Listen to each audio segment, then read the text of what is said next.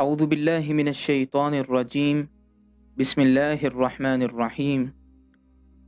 Islamic advice channel کے پیارے دوستو، السلام علیکم ورحمۃ اللہ وبرکاتہ۔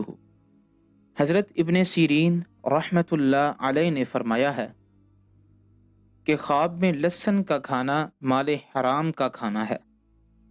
حضرت ابراہیم کرمانی رحمۃ اللہ علیہ نے بیان کیا ہے کہ خواب میں لہسن کھانا بری چیز ہے، اور اگر دیکھیں کہ پکا ہوا لہسن کھایا ہے تو دلیل ہے کہ بری بات سے توبہ کرے گا۔